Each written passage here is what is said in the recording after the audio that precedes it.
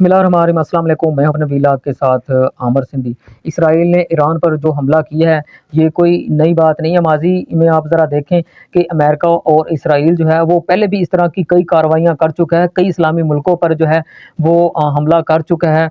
بمباری کر چکا ہے۔ عراق کی صورتحال آپ کے سامنے ہے، افغانستان کی جو صورتحال ہے وہ آپ کے سامنے ہے، لیبیا کی صورتحال آپ کے سامنے ہے، اور شام کی صورتحال جو ہے وہ آپ کے سامنے ہے، عراق کی صورتحال جو ہے وہ آپ کے سامنے ہے کہ کس طرح کیمیائی ہتھیاروں کا جواز بنا کر جو ہے وہ امریکہ نے عراق پر حملہ کیا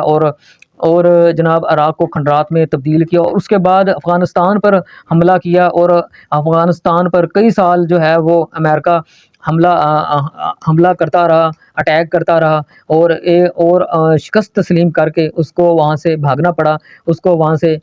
نکلنا پڑا۔ اب اسرائیل نے جو ہے وہ ایران پر پھر سے دوبارہ حملہ کیا ہے،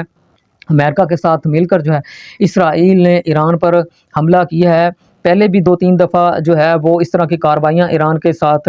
کر چکا ہے، 200 طیاروں کے ساتھ اس نے حملہ کیا۔ جو آرمی چیف تھے ایران کے اس کو اس نے شہید کیا۔ بہت بڑی بات ہے کسی ملک کے آرمی چیف کو اس کے اندر گھس کر اس کو شہید کرنا۔ اس کے علاوہ جو ایران کے سب سے اہم کیمیائی ہتھیار تیار کرنے والے، میزائل تیار کرنے والے جو سائنسدان تھے ان کو شہید کیا۔ ایک بات بہت اہم ہے کہ جو ایران کے اندر غداروں کی تعداد بہت زیادہ ہے، جس کی وجہ سے جو اسرائیل انٹیلیجنس کے ذریعے ان غداروں کو خریدتا ہے اور اپنی کارروائیاں جو ہے کامیابی سے کامیاب کرنے میں اپنی جو کارروائیاں ہیں وہ کرنے میں کامیاب ہو جاتا ہے۔ اس کی وجہ یہی ہے کہ ایران کے اندر بہت سے غدار ہیں۔ اب بھی آپ نے دیکھا ہوگا کہ جو کارروائی ہوئی ہے، آرمی چیف کو شہید کیا گیا ہے یا سائنسدانوں کو شہید کیا گیا ہے، یہ بھی صرف ان غداروں کی وجہ سے کیا گیا ہے، انٹیلیجنس کی وجہ سے ان غداروں کو خریدا گیا، جس کے بعد جو ہے اسرائیل نے ایران پر اٹیک کیا۔ اس کے بعد جو ہے پھر جو ایران ہے اس نے اتنے مضبوط حملے کیے ہیں اسرائیل پر کہ آپ نے دیکھا کہ تل ابیب جو ہے اور جو اسرائیل کے باقی جو شہر ہیں یا باقی جو جس پر اسرائیل کو یہ خیال تھا کہ ایران جو ہے کبھی نہیں پہنچ سکے گا، کس طرح پھر میزائلوں سے ایران نے جو ہے حملہ کیا اور کتنا اس کا پھر جانی و مالی نقصان ہوا۔ ایک بات اور بہت اہم ہے کہ جب ایران حملہ کرتا ہے تو جو راستے میں اردن آتا ہے تو اردن ان کے جو میزائل ہے اور جو ڈرونز ہے وہ مار گراتا ہے، اور جب اسرائیل کی طرف سے ایران پر حملہ کیا جاتا ہے تو اردن جو ہے وہ اپنی فضائی حدود اسے استعمال کرنے کی اجازت دیتا ہے۔ اچھا، یہ تو تھی اسرائیل اور ایران کی کہانی، جو جناب یہ اسرائیل نے ایران پر حملہ کیا ہے۔ مقصد یہ نہیں ہے اسرائیل کا کہ صرف ایران پر حملہ کرنا یا ایران کو تباہ کرنا۔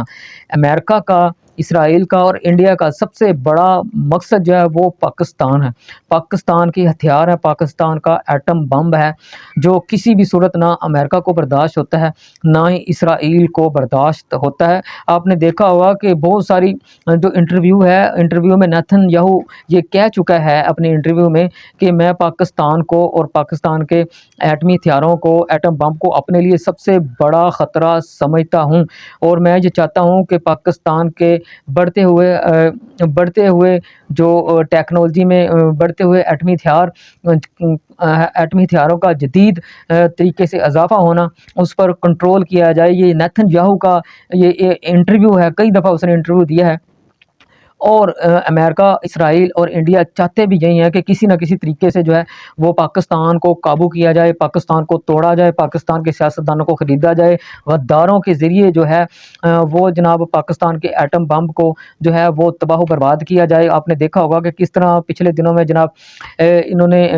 جو ہے وہ بلوچستان میں اپنی کارروائیاں کی، KPK میں اپنی کارروائیاں کی، لیکن جو پاکستان کی عوام ہے اس سے بخوبی آگاہ ہیں کہ کس طرح وہ ہے پاکستان کی مسلح افواج کو کمزور کرنے کی کوشش کر رہا ہے، پاکستان کے سیاستدانوں کے ذریعے یا پاکستان میں جو جتنی تنظیمیں ہیں ان کے ذریعے پاکستان کو توڑنے کی کوشش کر رہا ہے، عوام کو اور فوج کو آپس میں جو ہے وہ لڑانے کی کوشش کرتا ہے، نفرت پیدا کرنے کی کوشش کرتا ہے۔ لیکن مسلح افواج جو ہے وہ الرٹ ہے، پاکستان کی مسلح افواج کے علم ہے کہ پاکستان کا جو ایٹمی پروگرام ہے یہ امریکہ اور اسرائیل، انڈیا